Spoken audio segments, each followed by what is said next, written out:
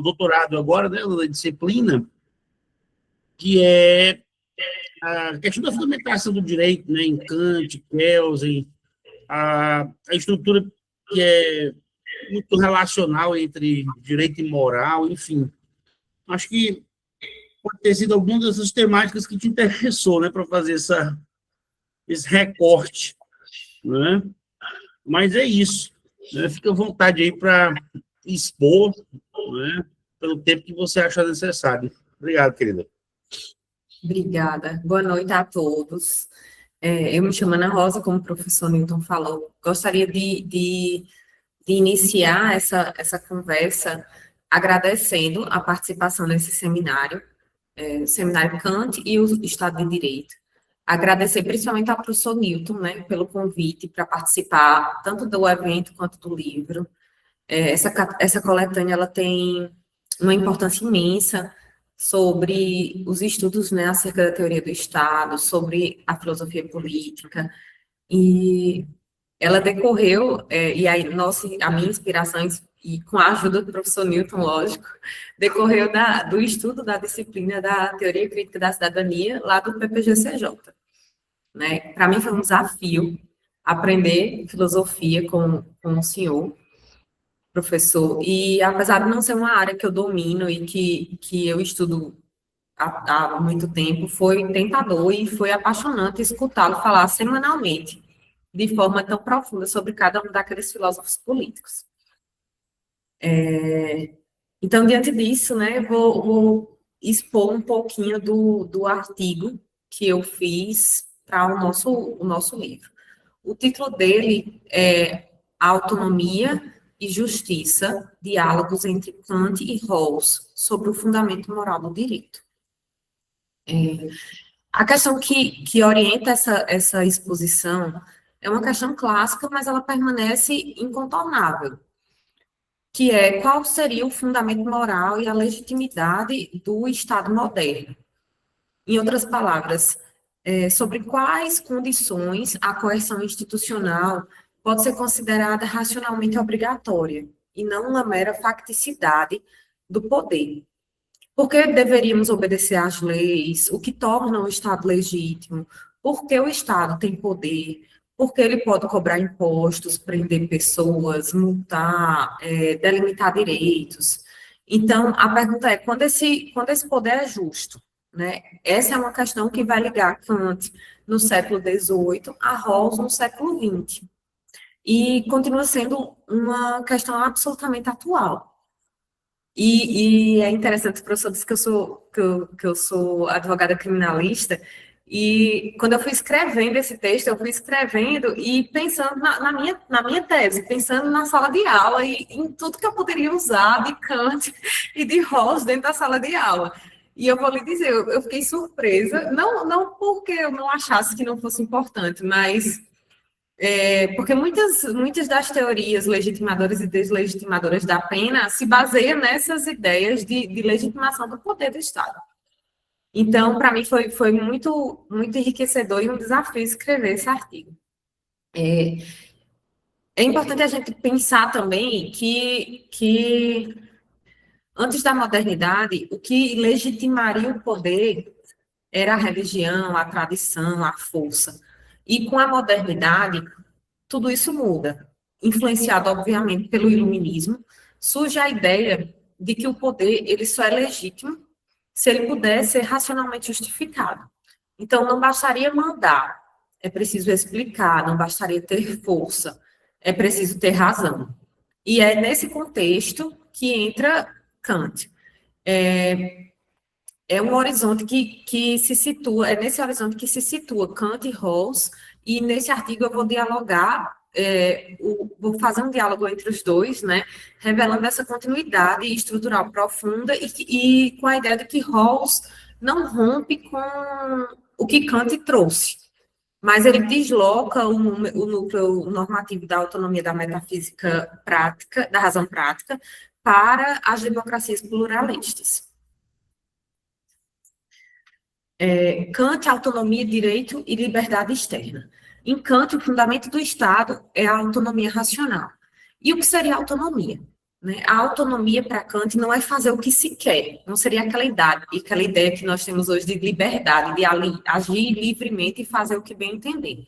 Mas a autonomia é agir segundo regras que você mesmo reconhece como válidas para todos, né? E então eu não posso querer para mim algo que eu não aceitaria como uma regra universal. E esse seria o famoso imperativo categórico. Eu me lembro que em sala de aula o senhor estava conversando e o senhor dizendo assim: se a minha mãe pratica um crime, o que é que eu vou fazer? Aí eu peguei aí eu disse: se a polícia chegasse, você entregava ela ou não? Aí enquanto o senhor disse sim, eu disse não. Aí eu disse: mas Ana, o que seria isso? Eu disse: não, mas realmente para mim o imperativo categórico é não entregar as mães. Mas, enfim, seria isso. Por exemplo, o imperativo categórico ele está ligado a se eu minto quando me convém, eu aceitaria que todos mentissem para mim, né? E se todos mentissem, aquela ideia de existir uma promessa, ela deixaria de existir. Então, para Kant, agir moralmente é agir segundo regras que são universais. Em Kant, a autonomia ela não vai ser uma propriedade psicológica, né? Mas uma condição que vai transcender da normatividade. A vontade ela é livre na medida em que se submete apenas à lei que ela própria pode reconhecer como universalmente válida. E por que isso é importante? E isso é importante porque isso fundamenta a dignidade humana. Nós não somos dignos em Kant porque nós somos inteligentes, ou porque nós somos ricos, ou porque somos talentosos. Somos dignos porque somos capazes de agir racionalmente. Isso significa que ninguém vai poder ser tratado apenas como um meio. E acaba acontecendo uma consequência política já importante nesse ponto. Se todos têm uma igual dignidade, o Estado ele não poderia tratar alguns como descartáveis. E aí eu já comecei a pensar, se a gente não pode ser tratado como meio, e aí Kant já vai fazer uma ligação com as teorias legitimadoras e deslegitimadoras da pena. Porque Kant vai dizer exatamente isso, que como nós não somos tratados como um meio, a pena, por exemplo, ela não pode ser tida como aquela função preventiva, ou como uma função simbólica. Eu não vou poder usar a pena para prevenir, porque aquela pessoa, aquele indivíduo, ele tem dignidade, tem autonomia para pensar, e a gente não poderia tratá-lo dessa forma. Então, a estrutura do imperativo categórico, ela não é meramente formal. Ela estabelece as condições de possibilidade de uma obrigação moral. Universalizar uma máxima significa abstrair de circunstâncias contingentes e situar-se em um ponto de vista da razão. A dignidade humana vai decorrer dessa estrutura. Apenas um ser capaz de se autolegislar, de uma autolegislação racional, ele poderia ser tratado como um fim em si mesmo. Então, a igualdade moral ela não é empírica, mas normativa. E ela independe de talentos, virtudes ou de posição social. Essa concepção contém um núcleo político, né, que nenhuma forma de dominação vai tratar indivíduos como meios que podem ser legitimados racionalmente.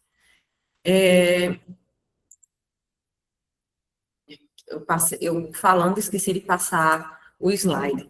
Quando a gente fala aqui de autonomia moral, nós vamos ter autonomia como uma capacidade de legislar para si mesmo. Não agir por inclinações e agir segundo princípios universalizáveis.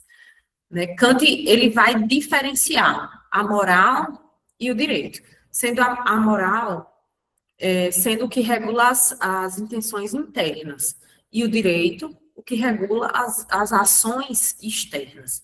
E no livro A Metafísica dos Costumes, Kant ele vai definir isso como o conjunto das condições sobre as quais o arbítrio de cada um pode coexistir com o arbítrio de todos, segundo uma lei universal de liberdade. Traduzindo, o direito ele serve para garantir que a liberdade de uma pessoa não destrua a liberdade das outras. Né? Que a liberdade externa significa a possibilidade de coexistência recíproca. Não se trata de maximizar, digamos assim, maximizar esferas individuais, mas de garantir uma simetria normativa entre os sujeitos. Né?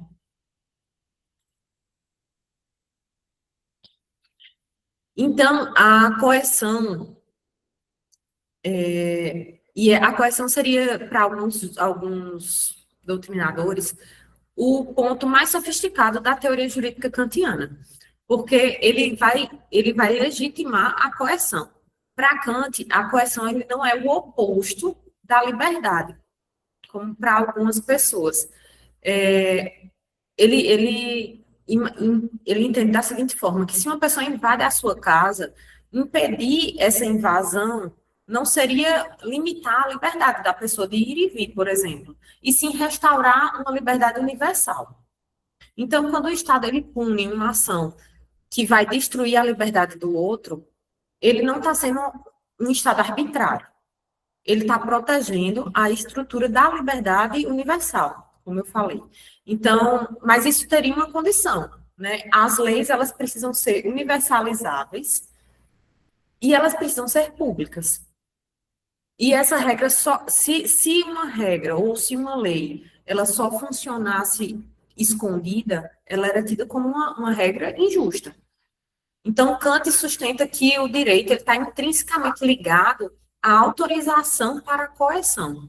Isso não representaria uma contradição, mas uma consequência lógica.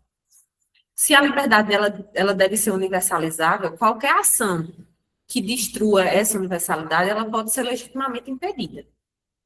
E o Estado racional surge como uma condição institucional da liberdade extrema, né? E ele substitui aquelas fases iniciais, por exemplo, do direito penal, que a gente chama de vingança privada, de vingança religiosa, né? Então, ele substitui por normas públicas que são universalizáveis.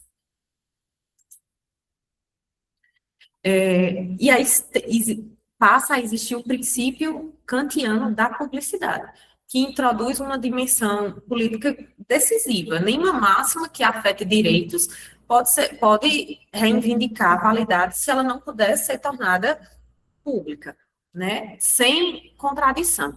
A publicidade opera como um teste de imparcialidade. E o segredo é o sintoma da arbitrariedade, né? Eu li essa frase e isso me marcou bastante. O segredo é o sintoma da arbitrariedade. A gente lembra de algumas coisas que nós vemos hoje em dia, né? Algumas coisas secretas que acontecem dentro do nosso legislativo. Fizemos um apanhado geral sobre Kant e passamos agora para falar um pouco de Rawls. Né? Rawls, justiça, liberalismo político e razão pública.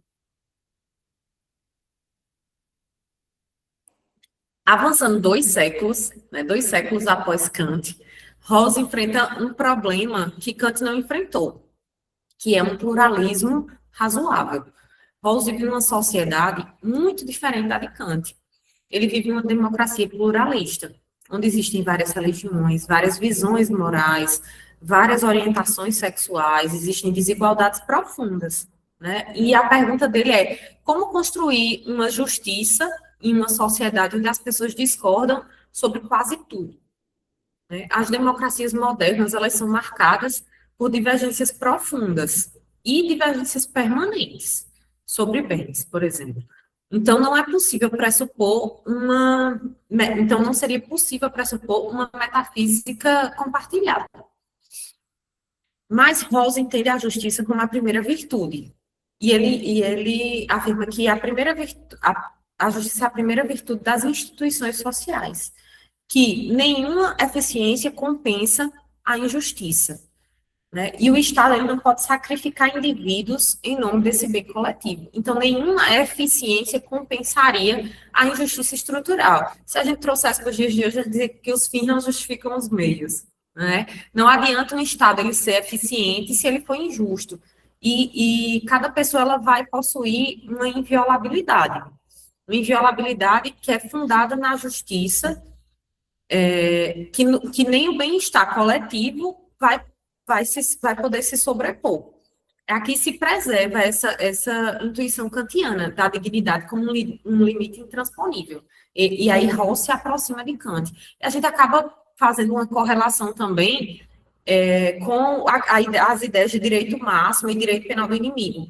por exemplo, que não interessa uma eficiência, por exemplo, para descobrir o nome de um terrorista, se aquela injustiça, se você vai gerar uma injustiça, né, ou uma afronta à dignidade.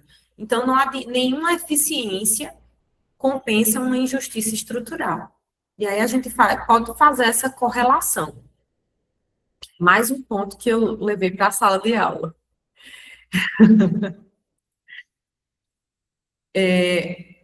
Rawls também fala sobre o véu da ignorância, né? Ele cria um experimento mental e ele pede para que você imagine que você vai escolher regras da sociedade, mas você não sabe se você vai ser rico, se você vai ser pobre, se você vai ser homem ou mulher, se vai ter uma deficiência, se terá uma religião e qual será essa religião. E aí ele acredita que se você fosse escolher isso, você não escolheria regras injustas. E esse seria o véu da ignorância, que ele serve para eliminar as vantagens arbitrárias. Seria uma forma moderna de universalização, né? O dispositivo da posição original do véu da ignorância, ele funciona como uma reconstrução. Tem autores até que dizem assim, como uma reconstrução procedimental do teste kantiano da universalização. Então, e desse véu da ignorância, ele surgem dois princípios. O primeiro, liberdades básicas, iguais para todos. E o segundo, as desigualdades, elas só seriam permitidas se houver igualdade justa de oportunidades e se beneficiarem os menos favorecidos. E aí seria o princípio da diferença. Esse segundo ponto ele é muito importante. O primeiro princípio, ele assegura um igual sistema, né, de liberdades básicas. Mas o segundo, ele introduz uma igualdade justa de oportunidades e o princípio da diferença, que se aproxima bastante do nosso princípio da igualdade, nosso princípio constitucional, né, o nosso direito fundamental, a igualdade. E aqui existe, segundo alguns autores, um deslocamento decisivo em relação a Kant, porque a autonomia ela vai deixar de ser apenas formal. Ela depende de condições sociais que garantem o exercício efetivo dos poderes morais. É uma decorrência da pluralidade, da publicidade que foi citada assim, da pluralidade que foi citada assim, né? Rawls, ele reconhece as desigualdades estruturais, que as desigualdades estruturais, eles podem transformar a liberdade formal em uma ficção normativa. Então, caso essas desigualdades elas não fossem observadas, acaba tornando a justiça inexistente, né? Seria uma ficção normativa.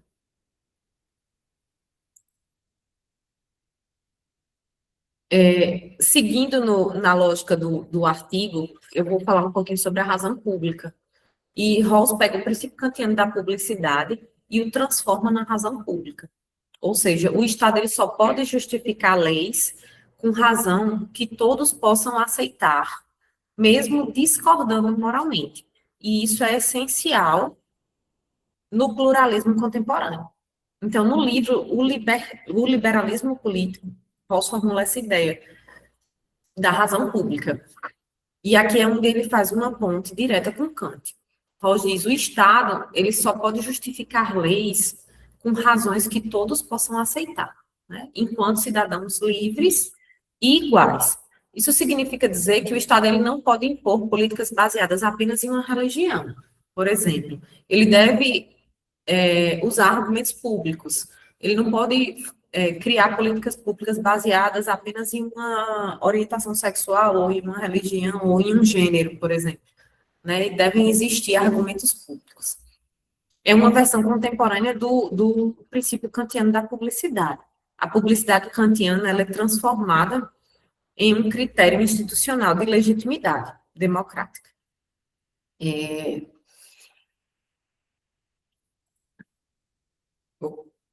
Aqui.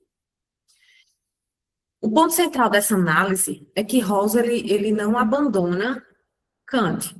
Ele desloca e a gente acaba pensando em umas diferenças e algumas convergências.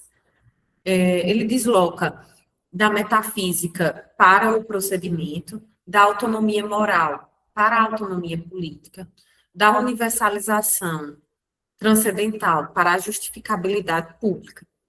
E ambos compartilham da igualdade moral originária, né, da igualdade como dignidade, digamos assim, a rejeição da instrumentalização, a exigência da universalidade, a centralidade da publicidade e o limite moral, como a centralidade da publicidade como um limite moral ao poder.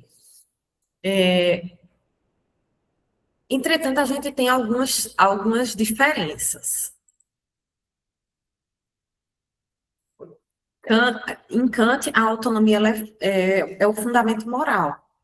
E em Rawls, a autonomia precisa ser uma condição social justa, né, para ser real. E alguns autores dizem que Rawls ele institucionaliza Kant. Quando eu estava conversando com o professor Newton, ele disse, vamos fazer também uma conversa com Habermas. E aí, né, Habermas, a gente falou um pouquinho sobre a razão pública, e Habermas vai falar sobre uma razão comunicativa. Né? Ele vai dizer, a moralidade, será que a moralidade ela é fundada somente em uma reflexão individual? Né? E ele propõe que a validade moral ela não nasce apenas de uma razão individual, mas de uma comunicação racional entre os sujeitos. Então, e sujeitos que seriam livres e iguais. Então, a gente teria uma razão comunicativa. Né? E o Estado? E aí a gente volta para a questão do Estado. E o que legitimaria o Estado, segundo Habermas?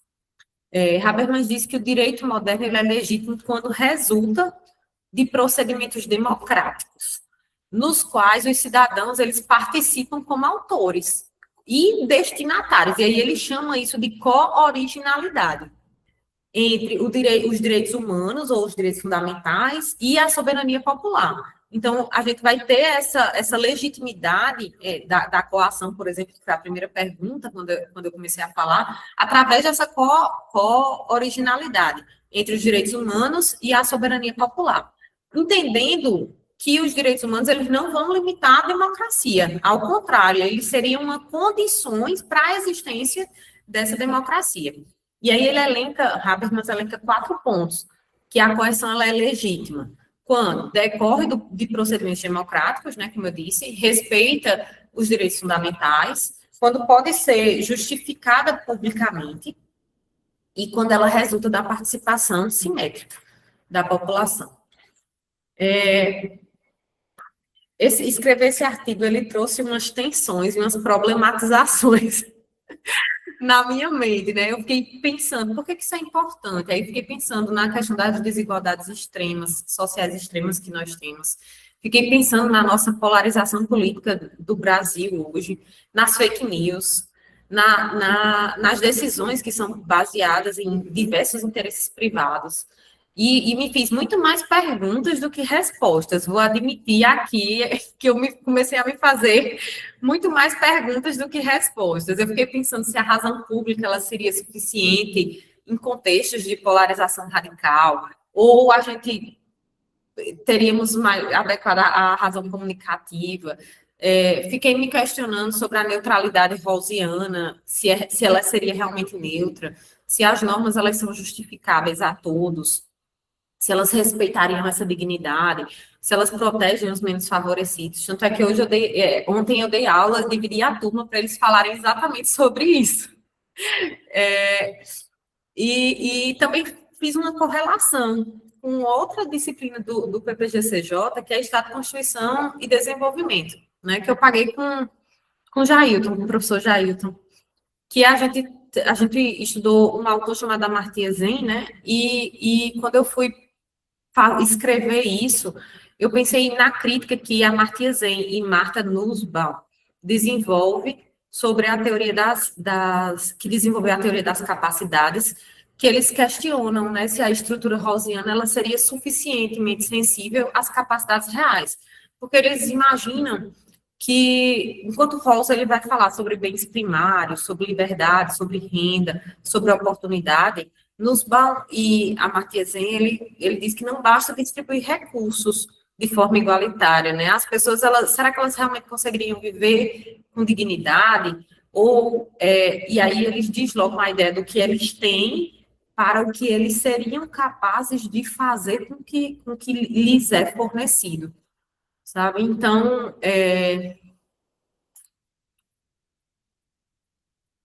eu entendi que o Estado legítimo não é aquele que apenas governa, é aqueles cujas normas elas podem ser justificadas a cada cidadão como se fosse coautor da lei, né? O fundamento moral do Estado moderno, ele não pode repousar na eficácia, na tradição ou na maioria.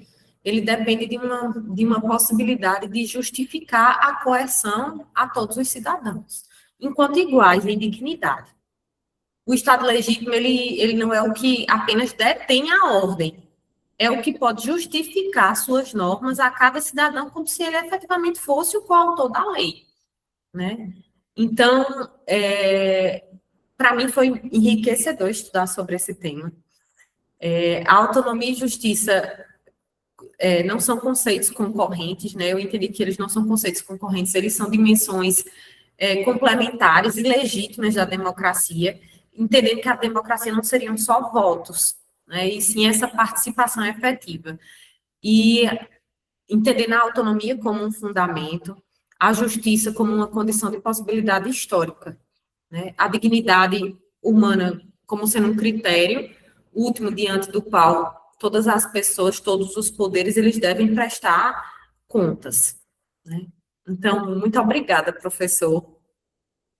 Eu fico aqui à disposição para a gente conversar um pouquinho sobre o tema. Parabéns, Ana, foi muito bom, viu? Você conseguiu realmente dar uma abrangência para o tema, e eu acho que foi bastante claro e bem fundamentado naquilo que a gente trabalhou, né, na disciplina, na pós, mas bem mais do que isso, né? Porque, por exemplo, no final aí você trouxe o Amartya Sen e a Martha Nussbaum. São dois russos contemporâneos bastante influentes, né? A Martha Nussbaum, ela segue uma linha mais pós-contratualista, ela tem uma visão mais crítica a respeito do contratualismo. E o Amartya Sen é o grande utilitarista social. Ele tem uma obra, né, chamada de Justiça como Liberdade, né, a perspectiva de uma liberdade com desenvolvimento, né, de caráter fundamentalmente planificador, né, calculador de riscos econômicos e sociais. Ele não frisa o bem moral da sociedade e o raciocínio da razão prática kantiana principiológico como algo que possa ser desconectado do aspecto utilitário. Ele tenta equilibrar as duas tradições, embora, claro, que quem está na tradição kantiana, como John Rawls, na tradição da razão prática, da razão principiológica, vão inverter. Né? O Rawls, a dignidade humana está acima de tudo também. Então, assim, a economia que tem que acompanhar. Né? Já para o Amartya Sen, a ideia é você equilibrar mais esses fatores para que eu possa realmente ter condições de implementar quaisquer projetos de justiça pública e de assistência social e aquele que o Rawls chama de bem jurídico primário, né? Que é a ideia de um conjunto de bens, né, fundamentais que todo ser humano teria direito pela sua própria condição, independentemente de se ele trabalha ou não, ou se ele é uma pessoa que está no mercado, ou mesmo que ele tenha feito um delito. Né? Então, ele vai para um aspecto bem humanitarista para garantir que o Estado seja esse fornecedor, né, do mínimo existencial, digamos assim. Claro que o debate vai longe, né? Mas eu queria voltar, só para tentar dialogar contigo, que também passa por isso, claro. Primeira pergunta, ontem mesmo a gente estava debatendo isso aqui também à noite, né, com o Manuel, né, e com o professor André, que é kantiano, lá de Minas Gerais, fez mestrado doutorado em Kant, no FMG. O Estado precisa ou é necessário um fundamento moral, para o Estado, realmente? Ou será que o positivismo venceu completamente e qualquer tipo de moralidade também incorreria naquilo que o próprio Kant chama de metafísica? Né? Mas essa bomba, a gente começa a desarmar, talvez no próprio Kant, quando ele mostra o seguinte, né? A ideia da ciência moderna é exatamente fugir do pressuposto da metafísica. O nosso intelecto, ele não vai diretamente às coisas, ele filtra categoricamente, né? Ele estabelece condições de possibilidade para o conhecimento. Então, a questão não é, eu vou fazer um Estado como Locke pensava, com direitos naturais anteriores dados por Deus. Né? E a questão não é nem Deus. Né? A questão é pressupor que existem esses direitos naturais. Por que o Kant só reencontra esses direitos no Estado civil? Porque, para ele, a única condição que eu tenho de análise é a liberdade. Né? Uma liberdade que já está prévia, porque ela é o único referencial existencial plausível e indefectível, sobre o qual eu não posso deixar de pensar. Atualizando com Sartre, eu não posso deixar de ser livre. Né? O homem é uma criatura condenada a ser livre. Então, para o Kant, da mesma forma a gente pensa do estado natural. A perspectiva de você já ter exatamente essa capacidade de autorreflexão, que também é algo que é reconhecido universalmente, o homem é um animal racional. Não interessa aqui se nós estamos na pergunta de Aristóteles, né, de que isso é uma essência imutável, já vem como um fim, um telos natural. O fato é que o ser humano, em todo o orbe terrestre, ele raciocinou, ele criou fogo, ele criou técnica.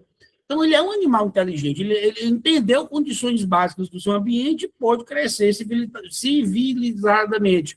Então, a perspectiva do reino dos fins que o Kant coloca também vai nesse sentido. Então, se nós somos livres e racionais, não significa dizer, portanto, que a gente é forçado a aceitar qualquer forma do Estado, pelo contrário, né? A gente é obrigado a pensar sobre as condições, né? Então, qualquer Estado que venha impor algo com base na própria moral tradicional, né? Isso aqui tem que ser assim porque é bom, porque é tradicional, porque é a lei do pai, é a lei do incesto, é a lei patriarcal. Todas as leis, elas podem ser revisadas na instância da razão, o que ele chama de tribunal da razão, na crítica da razão pura.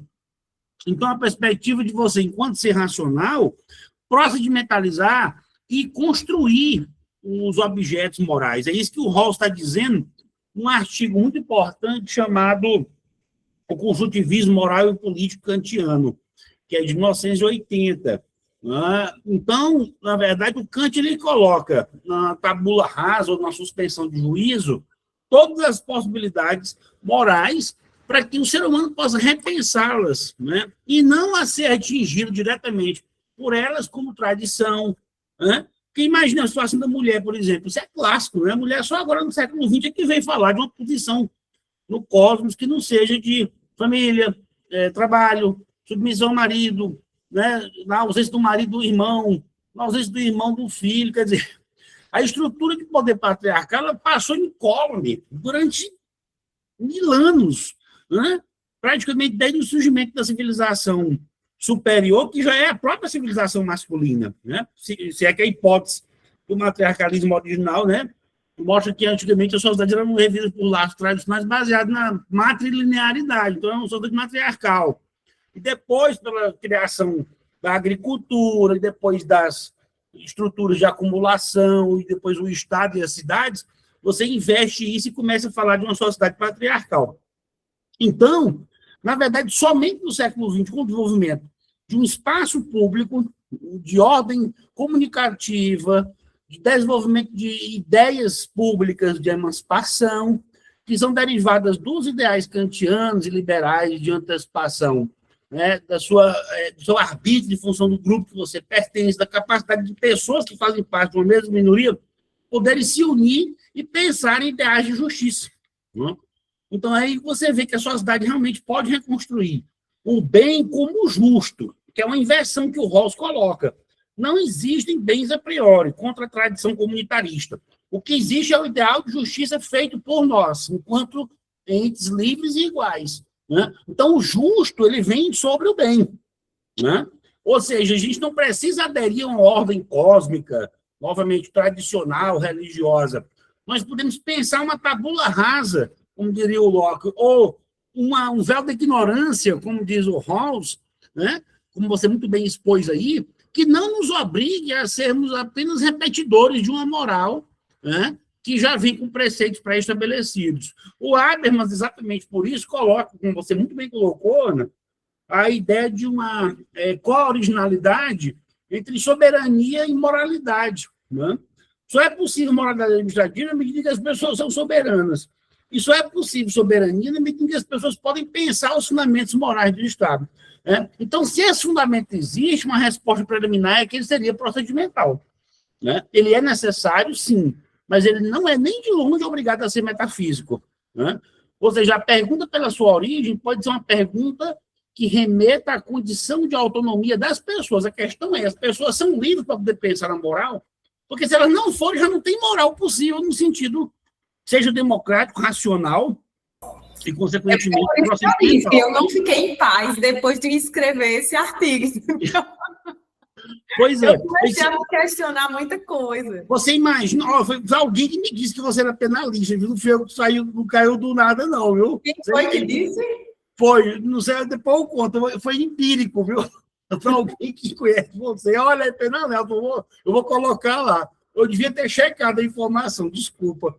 Mas eu sou professor de direito penal. Eu sei, exatamente, por isso que eu não chequei, eu tomei como pré-compreensão. Usando o Habermas. Então, assim, a gente não tem a obrigação de reconhecer qualquer tipo de lei que não seja o autor, o próprio indivíduo e a comunidade. Né? É por isso que o Kant considerava o direito do Rousseau tão importante. O Habermas diz isso no segundo capítulo, né, de Direito e Democracia, que é o capítulo clássico, né, o direito moral. Ele vai dizer,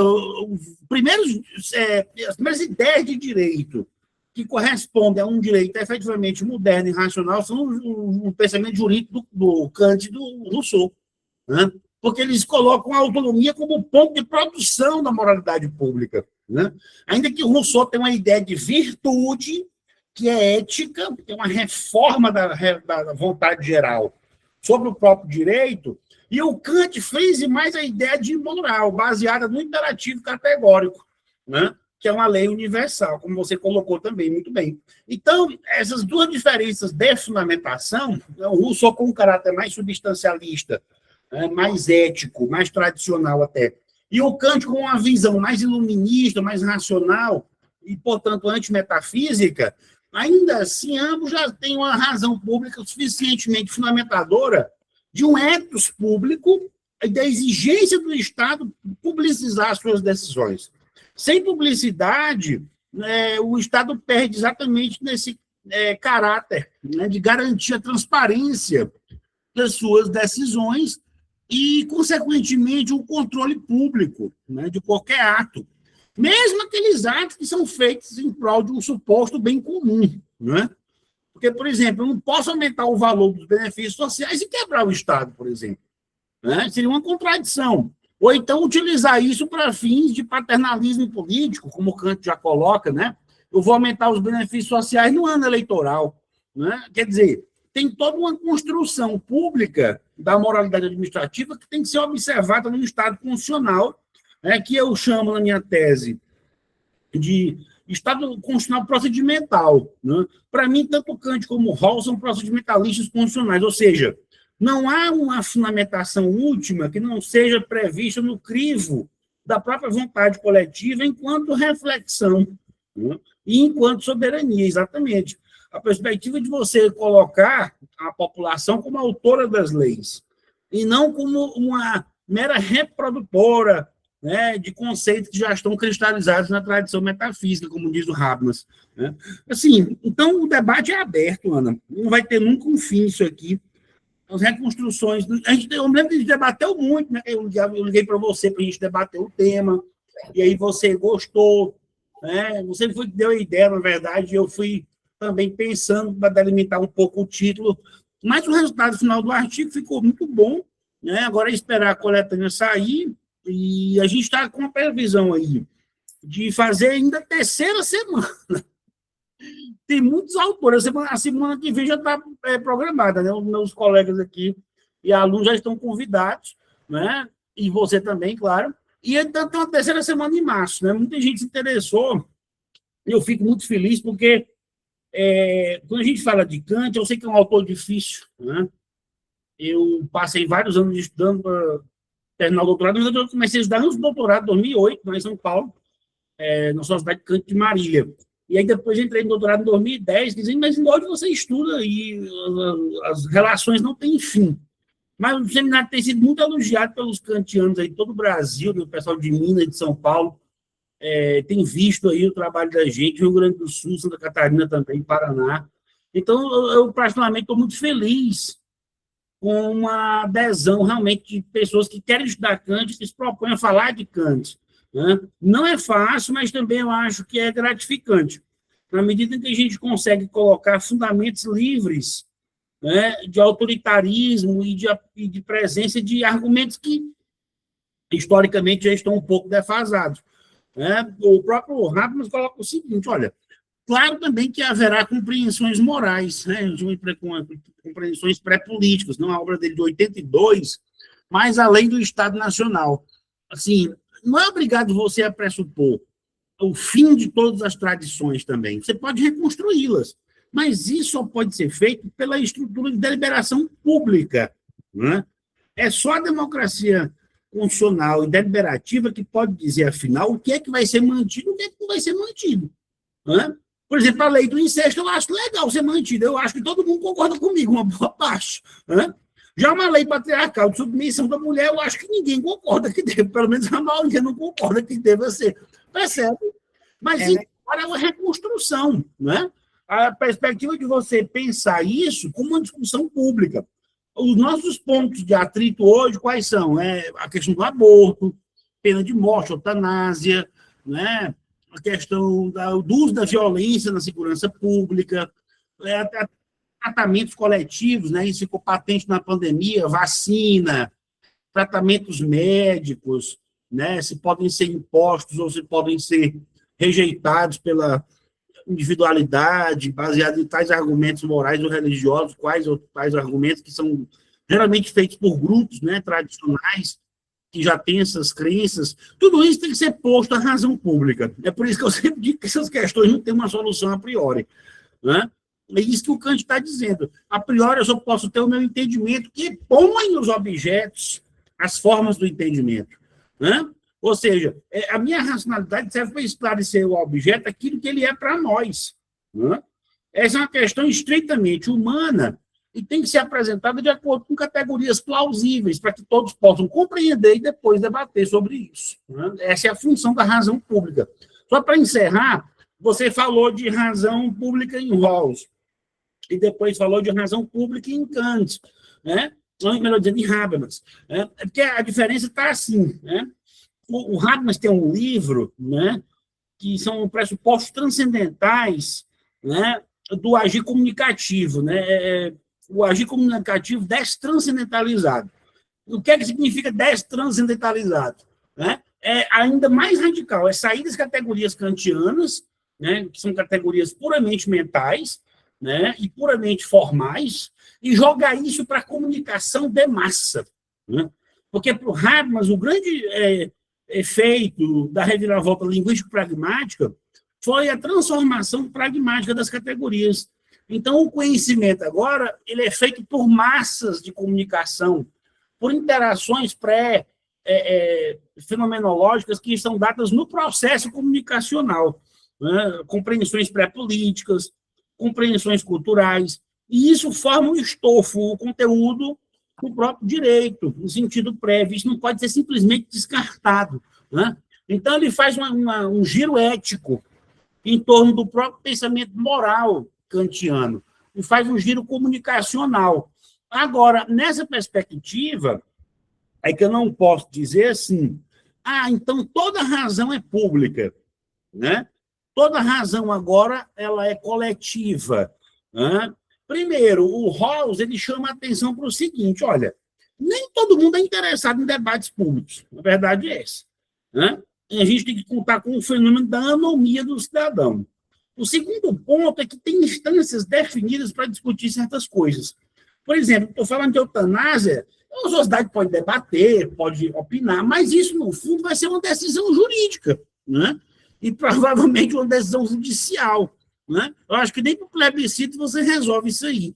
Então, na verdade, questões morais sensíveis também adquirirão auditórios sensíveis. Né? O Rawls está muito próximo daquela teoria do Perelman, em 1950, vigorou na década de 70 também, da ideia de auditório. Né? Aquilo o Rawls acompanha todas as modificações da filosofia do direito, razoabilidade, teoria do auditório. Então, ele aplica isso na sua teoria. Né? A perspectiva de você pensar assim, a razão pública ela pode ser de um modo geral. O Habermas está descobrindo isso, né, no que ele chama de agir comunicativo. A gente está o tempo todo se comunicando, é óbvio, mas tem certas deliberações que são institucionais, né, e que isso é mais seguro para um procedimento de justiça.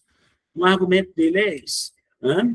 Então, é uma forma de institucionalizar aquilo que o Kant ele próprio chama de razão pública, que para o Kant também era assim.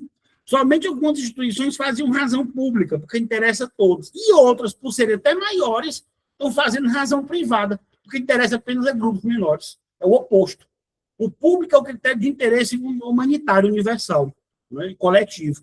E o privado é o uso privado. Por exemplo, um pastor para o Kant é o uso privado. Ah, mas ele está falando para 100 mil pessoas. E o professor está falando para 100. A questão é o seguinte, o raio de abrangência aqui é mais universal. Então, aqui é razão pública. Lá, se ele está lendo a Bíblia só para a comunidade dele, é razão privada, porque nem todo mundo se interessa pela Bíblia. Né? Ainda mais numa sociedade que tem o pluralismo, como você colocou. Exatamente. Né? Então, o alcance da razão é que vai definir a sua publicidade e a sua estrutura de fundamentação. Então, aqui é o campo do debate. Lá não é o campo, pode ser o campo da repetição, pode ser o campo da tradição, que é o campo ético, que tem que ser respeitado. Mas o campo moral, que inclusive vai pensar condições para toda a convivência humana, é o campo público, né? Que é o campo exatamente que o Kant privilegiou na sua obra, feito por uma instância competente de deliberação. Né? Então, o fundamento moral ele tem que levar em conta todas essas nuances, sob pena dele não poder digamos assim, constituir uma esfera democrática. Ou ele é esfera democrática, ou então não adianta de muita coisa a gente ter pensado em democracia dos últimos 200 anos. Não é? E quando você tem ataques à democracia, você fica preocupado. Não é? Porque aí você começa a dizer, mas não é melhor substituir por um rei, não é? Não é melhor substituir por um tecnocrata. Quer dizer, qual é a garantia de publicidade, de transparência que essas outras formas de governo teriam? Né? Será que a existência de um rei em si garantiria mais igualdade ou mais oportunidade para os brasileiros? Né? Será que a existência de decisões tecnocratas baseadas em estratégias empresariais e comerciais seria mais eficaz do que a deliberação pública sobre o orçamento? Quer dizer, essas questões têm que ser analisadas. A política ainda vale, a política republicana, a ideia de uma Constituição republicana deliberativa, como pensa o Habermas, é bem melhor ainda do que vários testes de sistemas autocráticos e sistemas fechados apenas com base em experts. Essa ideia não é nova, né? O próprio Platão já coloca isso, de certa forma, na República, né? A República do Rei Filósofo. O Habermas é contra. O Habermas não poupa Platão nem um pouco, né? Assim como o Popper também não poupou Platão, né? Sociedade Aberta e seus inimigos. 1955, é uma obra que eu gosto muito também, e sempre passo aqui na pós e às vezes também na graduação. Quer dizer, ninguém é um dono da verdade para você achar que filósofos governam melhor do que cidadãos, não é? É muito melhor você formar cidadãos do que formar técnicos especialistas em governo, não é? Porque eles podem se fechar e formar uma oligarquia. E cidadãos conscientes podem se unir e pressionar o poder público em prol de reformas republicanas e livres. Né? Então, quer dizer, a sociedade só tem um caminho, é radicalizar a democracia, como diz o Habermas. Né?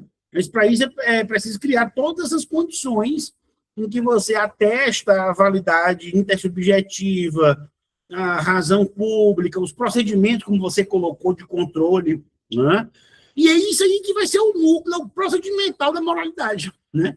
E não uma moralidade descida dos céus, que ninguém pode questionar, que é intocável, porque foi dito por um sacerdote, por um sábio antigo, É como diz o Spinoza, né, na ética, a ideia de que a narrativa produz a sacralidade do discurso, né, porque ela veio de Deus, ela se inspirou em Deus.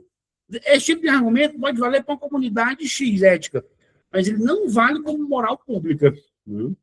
Ele não vale como determinador do fundamento da forma de governo e, consequentemente, da produção de legislação de um povo. Né? Os nazistas também diriam que estavam sob, né, a defesa dos interesses do povo alemão, né? Que eles pressupunham como se fosse uma raça pura, superior, né? E que tinha um inimigo que deveria ser destruído, que eram os judeus.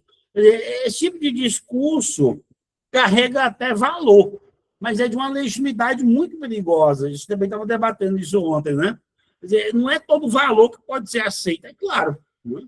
Não é porque é valor, porque são os meus valores. Sim, mas tem que ver se exatamente são universalizáveis. É um imperativo categórico do Kant. Né? A sua máxima tem que ser né, prevista como uma lei universal, né, para toda a humanidade. Senão, eu dou até um exemplo. O psicopata gosta de matar gente. Isso aí vale como lei universal? Não vale. Né? O exemplo que o Kant dá da mãe é porque ele exige que a gente seja correto em qualquer situação. Então, se sua mãe está fugindo, né, eu já falei aqui com a turma sobre isso também, sobre Kant.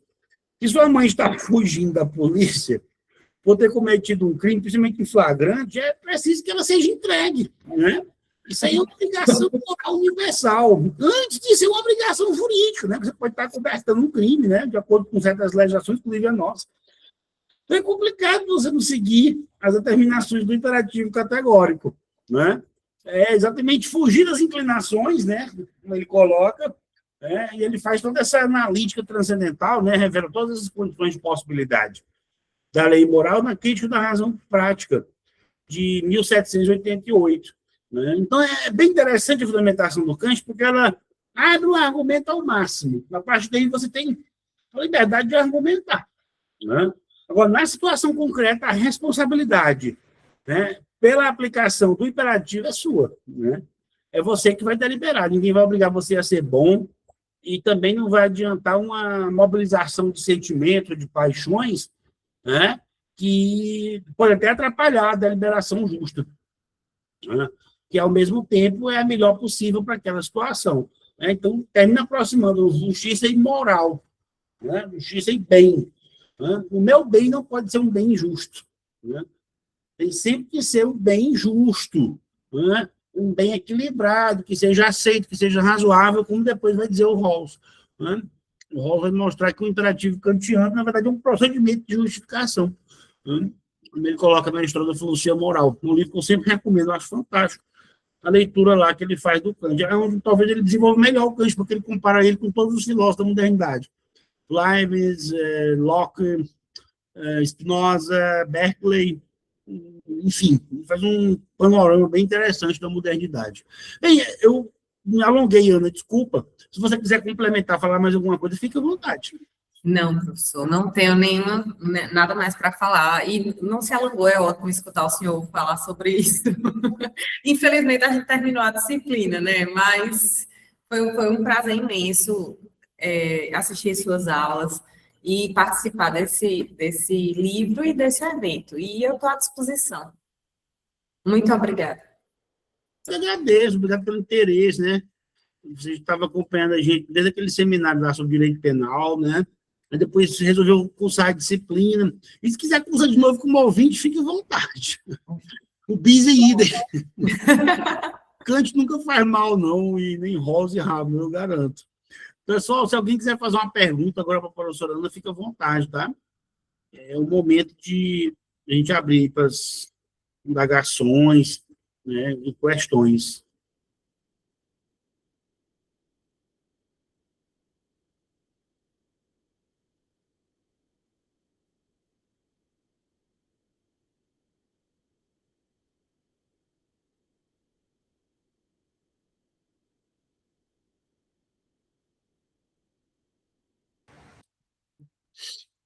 Sem perguntas? Sem perguntas. Eu acho que os meninos estavam tudo colocando as matrículas, professor, para o senhor no chat, viu? Ó, o Cícero mais doutorando. Obrigado, Cícero. Obrigada, obrigada. O ponto, Ana, é que essa discussão tem que ser levada para o direito dogmático. Eu acho que você, como professora de direito e advogada, né? Acho que aí é que está a missão. Eu dou o pontapé inicial. Quando ele é só teórico, às vezes, quando a gente é um pouco mais jovem, é difícil de visualizar o que eles estão falando. Até para aprender em sala de aula é um desafio. Eu digo como aluna mesmo, é um desafio. Mas quando a gente começa a colocar e estudar isso para colocar no campo prático, a gente começa a enxergar aquelas teorias e os conceitos de uma forma um pouco mais... Eu lembrei uma coisa que eu ia falar na hora da sua exposição, lembrei agora.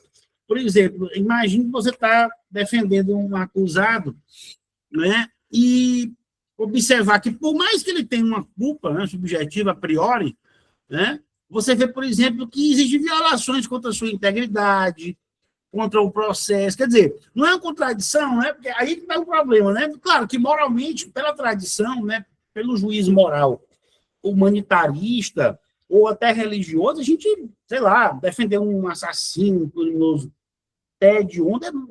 Eu não atuei no penal como eu advoguei, mas eu imagino isso. Eu vi colegas e conversei muito, né, e troco experiência. Assim, deve ser terrível, mas assim, ao mesmo tempo, você vê também o quanto o sistema é falho para prevenir isso, principalmente, mas também para garantir um devido processo legal. Eu acho que a nossa preocupação é mais essa, porque até, por exemplo, quando a gente fala de um processo penal, a gente fala de um processo que ele pode ser recheado de ilegalidades. Então, muitas vezes, eu tenho um constituinte, um cliente, que existem inúmeras provas, inúmeras gravações sobre ele, e que a única opção dele, como defesa dentro de um processo, seja confessar para ele ter uma causa de diminuição de pena, né, um atenuante, digamos assim. Mas, muitas vezes, a gente tem um processo com inúmeras ilegalidades, que foi feito um reconhecimento ilegal. Então, o desafio, eu costumo dizer que o desafio do advogado criminalista não é defender uma pessoa que cometeu um delito, é defender o que está escrito na lei.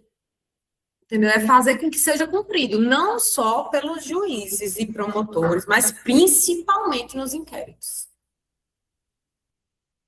É uma concepção bem normativista, né? Quer dizer, foi um ataque, né, a um bem jurídico protegido por lei e, consequentemente, a sociedade. Não é nada, no fundo, pessoal. Não. Bem, porque qualquer pessoa, até por culpa e por imperícia, pode cometer também um delito, né? Teoricamente, você não está livre, não. Eu sempre digo assim, a coisa que eu mais tenho medo no mundo é de atropelar uma pessoa no trânsito, por exemplo. Às vezes a gente está correndo, eu fico pensando, meu Deus, vai que entra uma pessoa aqui, né? Você está dirigindo, às vezes, até numa BR, sei lá. Pode acontecer. Pode acontecer, você analisar. Não é querendo ficar poluindo a mente com coisas pessimistas. Não é, se você imaginar bem, ninguém tem escape disso, não.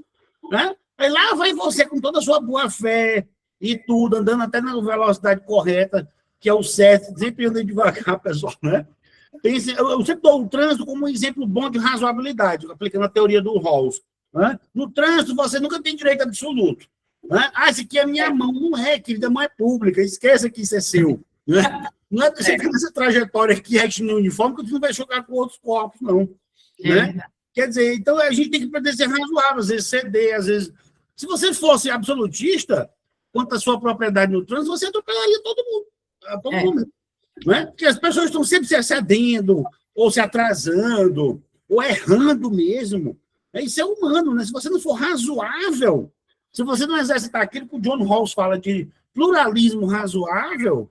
Faz parte da coexistência, né? A gente existe junto com várias outras pessoas, né?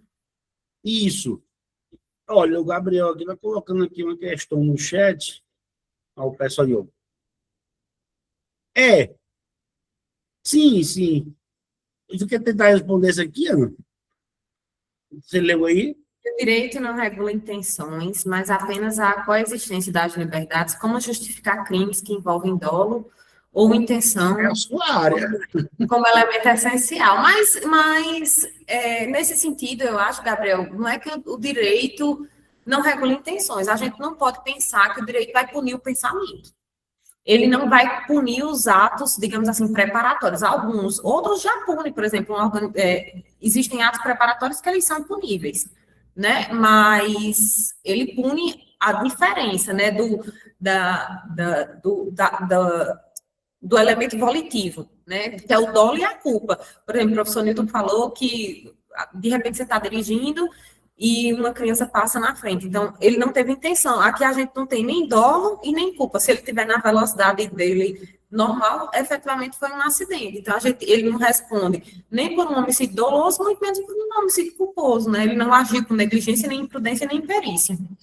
Então, não é que o direito, ele não regula intenções, porque ele não pune, e eu estou falando do direito penal, né? O direito penal, ele não vai punir os atos, em regra, os atos preparatórios, mas vai punir as ações, as condutas, né, baseadas nos tipos penais que são determinados no Código Penal e nas legislações extravagantes.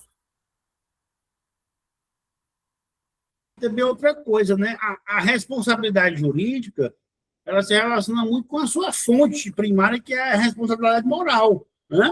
Então, por exemplo, eu não posso nunca deixar de considerar, como legislador, muitas vezes uma conduta como um pai que não cuida corretamente do seu filho, né? É claro que ele vai ter uma responsabilidade, mas eu agi um pouco, mas acontece, né?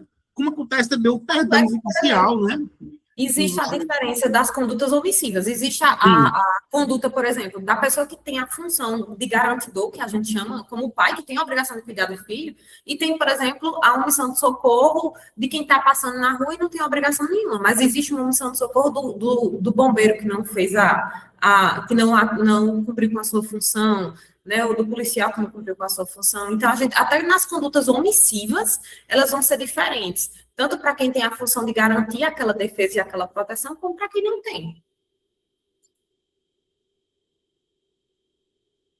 Eu acho que, assim, o direito hoje, ele está rompendo também essa separação clássica, né, dicotômica entre moral e direito. Tem mais dinamismo nisso, né? Há uma tendência à moralização do direito. É o que a gente percebe, por exemplo, no direito civil, né, que você vê a obrigação de efetividade dos pais, né? Não basta mais só pagar uma pensão, também tem que, né, ter a função emocional, a função até educativa e moral também, né? E isso é justo, porque se você for analisar, então a função econômica da pensão esgota toda a paternidade, que é o que a gente está fazendo até então, né? Ele diz, pai, é só pagar uma pensão e tchau, ó, transferi aqui, fiz um Pix, acabou minha paternidade aí. Não pode ser assim. Eu acho que a lei realmente, ela coadunada com princípios constitucionais e até morais, né, ela acertou ao ampliar essa responsabilidade para o aspecto também afetivo, né, a paternidade socioafetiva. São questões de maior impacto no caráter humano, né? Isso aí o Rawls está mostrando para a gente. Ricardo, você quer falar? Não, só complementar, professor, que os crimes de terrorismo e o de atos antidemocráticos são puníveis só pela intenção, que eles chamam de atos preparatórios, né? Só para relembrar esses dois temas aí. São temas bem quentes aí do penal, e tem... Vocês têm mais, mas eu lembro desses, e talvez alguns outros que eram da Lei de Segurança Nacional também tinha alguns.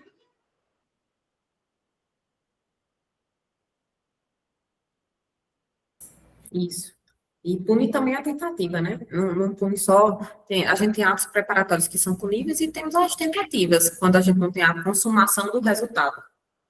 Exato. Bem lembrado. Perfeito. E parabéns aí pela... o próprio conceito de república, né?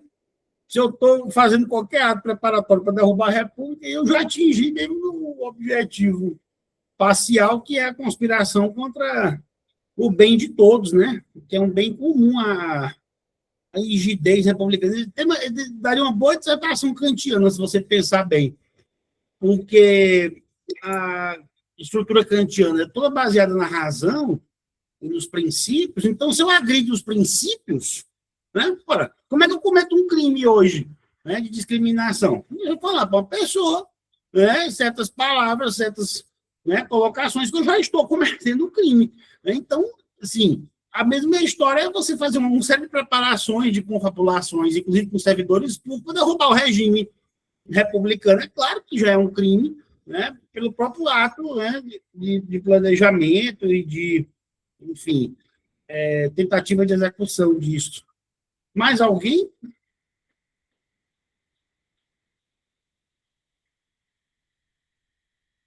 Não precisa cair as autoridades todas, né, para que isso seja considerado um delito, né?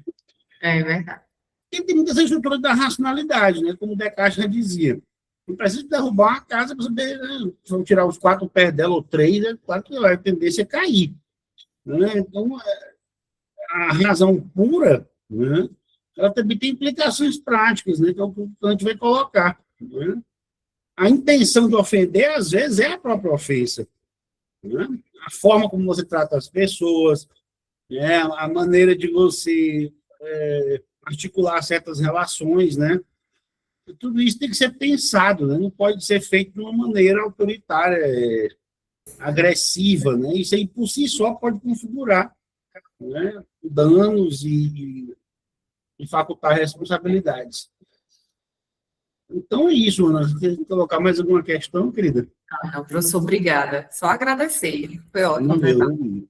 Eu que agradeço. Eu acho que nossos discentes também tiveram uma grande aula sua sobre essas questões.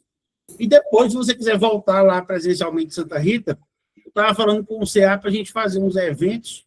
Eles gostam muito dessa parte da correlação teoria e prática, sabe? É mais fácil de enxergar.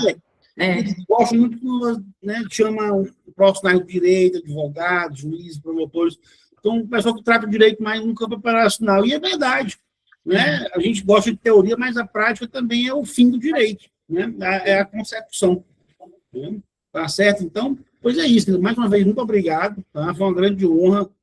E vamos sempre trabalhar, né, com essas perspectivas adiante aí. Muito obrigado. Obrigado a todos aí, o pessoal da pós-graduação, Ricardo, Cícero, pessoal externo, né? Convidar já para a próxima semana, que tem mais um ciclo de palestras, né, do evento que prolonga aí, e vamos adiante, né? Principalmente os nossos discentes aqui presentes. Obrigado a todos. Boa noite. Obrigada, boa noite.